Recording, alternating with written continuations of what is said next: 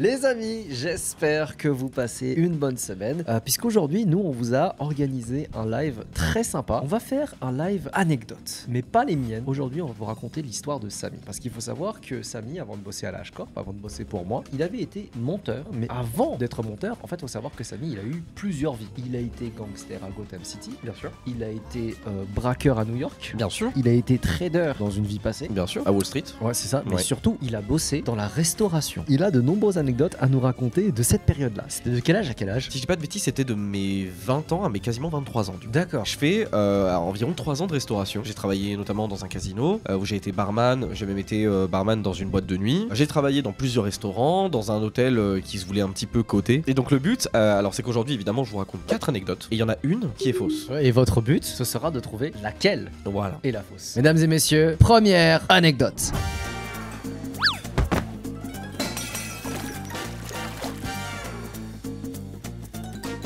J'ai commencé ma carrière dans un établissement que peut-être certains d'entre vous connaissent. Il s'agit du Bistrot Régent. Ah, le mec qui passe dans Qui veut être mon associé là? Exactement. Donc le Bistrot Régent, pour ceux qui ne connaissent pas, c'est un restaurant qui a émergé il y a quand même quelques années maintenant. Ça doit faire peut-être 5-6 ans que c'est implanté, un truc comme ça. Je me suis retrouvé à l'ouverture d'un de ces restaurants à Clermont-Ferrand. Sur les panneaux, en fait, partout, on voyait Philippe Etchebest. En gros, sur les panneaux, genre lui qui croise les bras avec marqué Bistrot Régent, des choses comme ça, tu vois. Évidemment, je me dis, ok, c'est du coup, ça doit être une franchise, c'est une chaîne de restauration de Etchebest, tu vois. Et déjà, je vais démonter le mythe. Tout de suite, c'est faux. C'est totalement faux. Genre, Philippe Etchebest n'a jamais rien fait pour le Bistrot Régent. Marc Vanov, du coup, cet homme dit à son meilleur ami, que vous connaissez donc Philippe Etchebest, mon ref, est-ce que tu peux pas me prêter une PNG pour que je dise à tout le monde qu'en fait, c'est ton restaurant. Donc le but, c'est de jouer sur le flou, de jouer sur la com. Je vais au Bistrot Régent et je fais une journée d'essai. Et en fait, faut vous dire que moi, je venais d'une autre ville et donc j'ai dû quasiment faire nuit blanche, prendre un train, aller faire mon service d'essai. Et en fait, au tout début, à cause, du coup, grâce à la com qu'ils ont mise en place, c'était blindé. Et dites-vous, quand je vous dis que c'était blindé, on parle de plus de 350 couverts par service. C'est énormissime pour la restauration. Et t'as fait nuit blanche pour y aller bosser. J'étais obligé. Là. Je fais mon essai, je morphe une ambiance terrible. En fait, vous savez, il y a les serveurs, du coup, et vous avez les responsables de salle. C'est les gens, du coup, qui sont au-dessus. C'est souvent des serveurs d'expérience. Ouais. Et ces gens-là, du coup, normalement, doivent organiser le restaurant. J'arrive, on me dit, tu prends un plateau et on y va. Et tu vas vers ce qu'on appelle du running. Le running, donc les runners en restauration, c'est en dessous des serveurs. En fait, notre seul but, c'est de débarrasser et d'emmener les plats. Rien d'autre. L'essai se passe plutôt bien. Et je rentre, du coup, au Bistrot Régent. Je faisais 8h30, je partais à quasiment 16h. Je devais revenir pour 17h30. Et je repartais des fois à plus d'1h du matin. Parce qu'évidemment, 350 couverts, ça ne se fait pas comme ça, en fait. Et en toi, t'habitais à 1h au Bistrot Régent. Ouais. Et sachant que je pouvais pas repartir certaines fois parce qu'il y avait plus de bus. Et donc, du coup, il y a des fois où je devais marcher pendant 45 minutes pour aller prendre un tram et les derniers trams, du coup, de la ville. Les après-midi, au lieu du coup de rentrer chez moi, ce que je fais, c'est que je vais au cinéma qui est à côté du restaurant et je vais manger des gaufres. Et le Bistrot Régent ne t'offre pas le repas? Ah non, je payais tous mes repas. Non, mais c'est même plus que ça. C'est même plus que ça. C'est-à-dire que même si je décidais de ne pas manger au Bistrot Régent, on me facturait mes repas. Quoi? Mais attends, mais t'as pas le droit. Enfin, Bah si. tu payes Si, pas, si. tu le manges pas. Il le partait, repas. en fait, parce qu'il part du principe que de base, t'es obligé de les payer. Donc si tu les consommes ou pas, c'est ton truc. Mais c'est que le début. Après, on me met au niveau du bar. Et au niveau du bar, tu fais non seulement les boissons, mais tu fais aussi les desserts. Il y a quelqu'un qui m'emmerde. Et cette personne-là, c'est un responsable de salle. Et en gros, quand tu es responsable de salle, ça veut dire que toi, tu es à l'accueil. Tu fais l'accueil et l'encaissement des personnes. L'un des trucs qui par contre permet d'arrondir un peu ses fins de mois, ce sont les pourboires. C'est des choses qui des fois m'ont aidé à vraiment arrondir mes fins de mois. Par exemple, une fois, j'ai une grande table, ça a été mon plus gros pourboire. J'ai une table d'infirmière. Ok. Et du coup, je me suis occupé, ils étaient, je sais pas, une dizaine, tu vois, de meufs, d'infirmières. Et à la fin, elles m'ont lâché un truc comme genre 60 €, je crois, de pourboire. 60 Ouais, euros c'était pour voir, 60. c'est régal. Hein. Arrive le moment où moi, je suis un peu au bar, je fais un peu du rang, et il y a TIBO qui du coup arrive en tant que responsable de salle. Faut savoir que lui, c'était un ami du patron, donc il en avait absolument rien à foutre de passer par le rang de serveur. Il est juste arrivé, le mec avait quelques années d'expérience, il est devenu responsable de salle. Et en fait, lui, quand il est arrivé, il a mis en place quelque chose, c'est qu'il a dit, au lieu en fait que les serveurs récupèrent leur pourboire sur les tables, et les serveurs vont devoir venir à l'entrée et en fait mettre leurs pourboires dans des petites boîtes. Du coup, Thibaut devait les mettre dans les boîtes pour Mais en que fait, du coup, on puisse les récupérer à la fin. On s'est rendu compte de quelque chose quand TIBO est arrivé, c'est que tous les pourboires ont drastiquement baissé. T'as des serveuses qui étaient incroyables, qui arrivaient à taper des 20-30 € de pourboire par service, se retrouver avec 5-10 balles. Moi, j'en avais plus. J'avais plus de pourboire. Non, moi, je sais pas, les gens se sont peut-être réveillés en mode, mais c'est un énorme connard, j'avais peut-être une sale tête, les gens m'aimaient pas. Sauf que quand tu commences du coup à en parler entre collègues, et tu commences à dire, putain, ça fait un moment que j'ai plus de pourboire, et que ta collègue dit, bah attends. Mais moi aussi, là, Mais moi aussi, ça fait un moment que j'ai plus de pourboire. Bah, c'est là où on apprend que TIBO, en fait, prenait les pourboires pour lui. Mais c'est fou parce que vous en êtes rendu compte, mais vous le savez. en Ouais, mais comparant. on a aucune preuve. Vous avez aucune preuve, les caméras elles peuvent pas. Mais les caméras, on voir n'a pas le droit de les regarder. On n'a pas le droit de regarder les caméras. Si on dit oui, on veut voir les cams et que le patron il dit non, bah c'est non, t'as pas le droit de voir les caméras. Il est resté impuni et pire que ça. Il y a du coup la rumeur est remontée à ses oreilles. En fait, on n'a pas pu le confronter parce qu'il a appris qu'on disait ça en off avant du coup. Et un jour, il est arrivé et il a pété un scandale. Genre, pendant qu'on mangeait, il a dit: par contre, je suis pas un connard, je vous pique pas vos pourboires, machin, c'est pas vrai. Personne n'a rien dit. Et moi, y compris. Hein. C'est-à-dire que moi, mettez-vous à ma place, j'ai 20 piges. Genre, frère, je me fais allumer, j'ai rien demandé. Genre, en plus, en parallèle, moi, j'étais en mode, ça se trouve, c'est de ma faute, tu vois. Donc, vraiment, je ne dis rien. Et il est resté impuni. Et ça a duré jusqu'à ce qu'il s'en aille. Parce qu'il a décidé, du coup, d'aller travailler ailleurs. Sachant que moi, entre temps, j'étais parti, du coup, du bistrot Régent pour aller travailler ailleurs. Donc, j'ai pas eu le fin mot de cette histoire. Bon, maintenant, la question, c'est de savoir est-ce que cette anecdote est vraie ou est-ce qu'elle est fausse. Quand j'ai quitté le bistrot Régent, je suis parti ailleurs. Du coup, ça peut être la seconde anecdote. Et on va y passer tout de suite. Prochaine anecdote.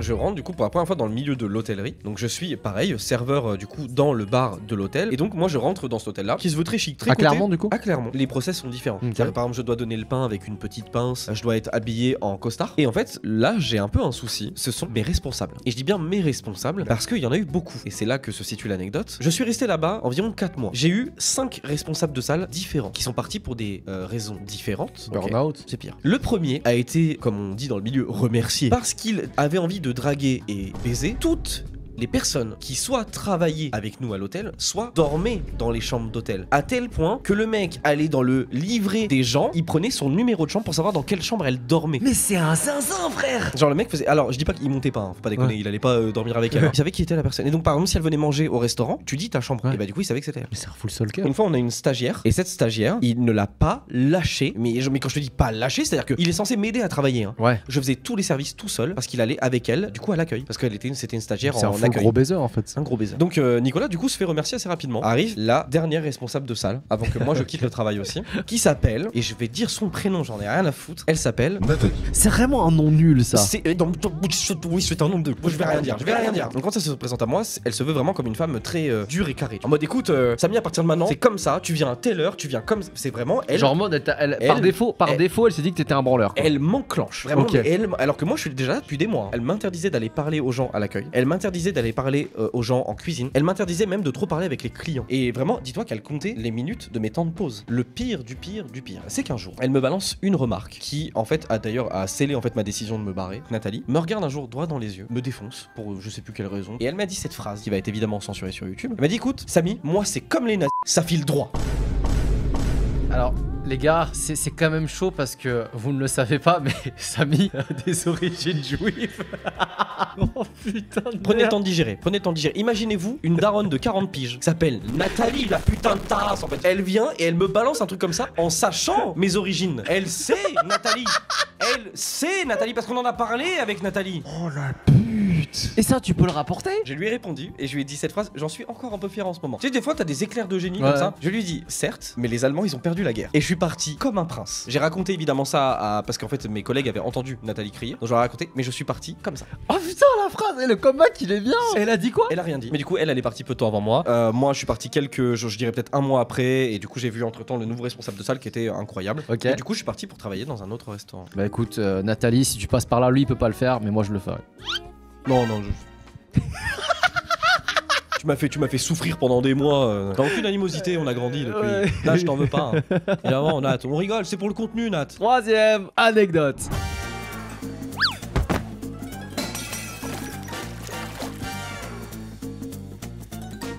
En quittant cet hôtel, je suis parti travailler dans un nouveau restaurant. Je vais faire preuve d'une énorme gratitude envers eux parce qu'ils ont été trop gentils avec moi. Ça s'est trop bien passé. J'ai rencontré des gens formidables. Quand je repasse à Clermont, sache que je vais toujours dans ce restaurant. D'accord. Je vais toujours les voir. Mais quand je suis arrivé, c'était pas le même patron que maintenant. Mhm. C'était un autre gars qui, en fait, était le cliché de l'entrepreneur. Il avait une boîte qu'il a revendue. Il a acheté le restaurant alors qu'il n'est pas du tout restaurateur. Il allait au club de chasse. Vraiment, ce gars-là. Un soir, en fait, je suis de fermeture. Je termine avec les derniers clients. Je boucle le restaurant. Tout va bien. Et en fait, je commence à rentrer chez moi. Bah, je me rends compte que j'ai bien les clés du restaurant, mais j'ai pas les clés de chez moi. Dites-vous que j'ai fait 25 minutes à pied. Hein. Genre, j'ai bien avancé vers chez moi. Hein. C'est quoi l'histoire? Si tu l'as oublié au resto? Oui, c'est ça. En fait, vu que je suis de fermeture, je ferme le resto. Ok. Mais j'ai oublié mes clés dans le resto, tu vois. Oh putain, merde. Et donc du coup je retourne au restaurant en mode putain fait chier, je dois refaire 20 minutes à pied, ça faisait 40 minutes du coup de chemin. Et je rouvre le restaurant et en fait je vois qu'il y a une lumière qui est allumée tout au fond du restaurant. Mais vraiment tout au fond, c'est vers là où il y avait la dernière pièce et le bureau. C'est un film d'horreur le truc. Par chance c'est pas un tueur en série, mais c'est le patron avec une femme qui n'est pas sa femme. Donc attends, il trompait sa femme? Il trompait retrouvé sa femme et en fait sachez que il ne l'a jamais su parce qu'en fait moi j'ai salle du fond, Ok. j'arrive, moi je suis vraiment, dites-vous qu'il est vraiment très loin le resto. Donc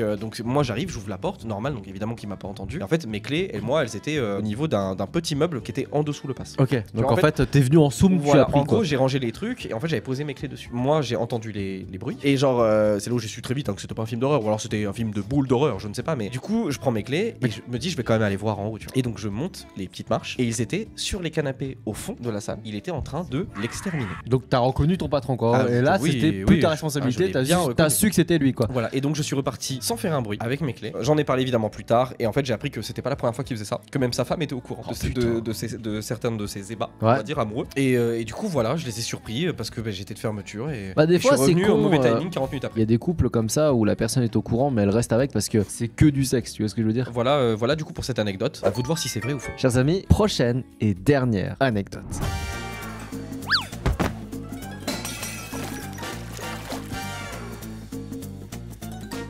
J'ai travaillé du coup dans un restaurant et donc ce restaurant classique. Vraiment dites-vous c'était un restaurant italien classico. Clermont, c'est aussi une ville qui bouge un petit peu. C'est-à-dire que tu sais il y a un zénith donc il y a des gens qui enfin tu sais on voit Ok. quand même des choses et tout. Et forcément qui dit zénith, qui dit tournée, il y a aussi le festival du court-métrage qui est quand même très connu aussi à Clermont-Ferrand et tout. Donc il y a quand même des événements, tu vois. Et du coup, il y a une personne qui vient en tournée. Cette personne, vous la connaissez, elle s'appelle Bigard. Jean-Marie Bigard! Mais genre en gros je travaille et tout tranquillou et Bigard vient manger avec son équipe et en fait dites-vous qu'il y avait quasiment personne. Et du coup Bigard me voit parce que du coup je le sers évidemment et il me dit tu boirais pas un coup avec nous? Et je dis je suis en service compliqué tu vois. Mais c'est quand même Bigard qui m'invite à boire un coup. Tu te laisses tenter. Mais il y a ton responsable de salle à côté. Non j'étais Non tout seul. Non j'étais tout seul. Parce que c'est les responsables de salle encore une fois des fois ils sont pas là Mhm. tout simplement parce que eux aussi ils ont le droit à des jours de repos hein. Mhm. Et surtout c'est pas dans tous les restaurants que t'as des responsables de salle. Sachez que je suis rentré à quasiment 16h raide démonté. Je reste en terrasse avec Bigard et son équipe et je prends une énorme caisse. Je rentre chez moi à 16h, je suis explosé. C'est juste ça. J'ai pris une caisse avec Bigard dans un restaurant du coup, Clermontois où j'ai travaillé. D'accord. Vous avez Ouais, pu ouais. discuter un peu? Oui, on a grave discuté. Il a dit quoi? Il T'as m'a- posé quoi? T'as posé des questions? Il m'a demandé des. Alors, il y a eu des questions normales Ouais. et des questions Bigard. Ok. Genre, t'as une meuf, enfin, tu vois, les classiques quoi. tu Ok, ok. vois. Genre, T'as une photo. en vrai, on n'a pas beaucoup parlé de lui. Ce genre de personnes, tu sais, ils aiment pas parler Ouais. trop d'eux vu qu'on leur demande tout le temps de parler d'eux. En fait, je leur ai demandé du coup combien de temps ils restaient et je leur ai demandé s'ils étaient logés dans notre hôtel. Et en Ok. fait, il m'a dit que non. Et du coup, j'étais en mode ok, super. Combien de bouteilles, en Ouais, vrai, parce que c'est- je pense que sans déconner, on a dû vider au moins 2-3 bouteilles de rouge. Donc j'ai pris une caisse avec Bigard. Cette anecdote est-elle vraie ou fausse? Et voilà, c'est tout pour la vidéo d'aujourd'hui. J'espère que ça vous a plu. J'espère que les anecdotes de Samy vous auront bien diverti, même s'il y en a une de fausse parmi elles. On a une et encore une fois, on va évidemment vous laisser répondre dans les commentaires. Et nous, je pense quoi? On se dit le lendemain, Oui. on mettra un commentaire épinglé, on remplacera celui qui est de base et du coup on dira quelle anecdote est fausse. Sachant que c'est pas l'anecdote qui est complètement fausse, c'est quelques détails, c'est Encore ça? une fois, ouais. En fait, évidemment, je vous prends pas en traître. Le but, c'est pas de mettre un détail genre en mode oh, j'étais habillé en bleu au lieu de rouge. Enfin, c'est pas ça. Hein. Mais ça se peut qu'une anecdote soit quasiment vraie, mais qui est un détail, un gros détail, qui soit faux. En tout cas, si jamais la vidéo vous a plu, comme d'hab, n'hésitez pas à vous abonner et à me laisser un pouce bleu. Et nous on vous dit à très bientôt pour une prochaine vidéo. Peace!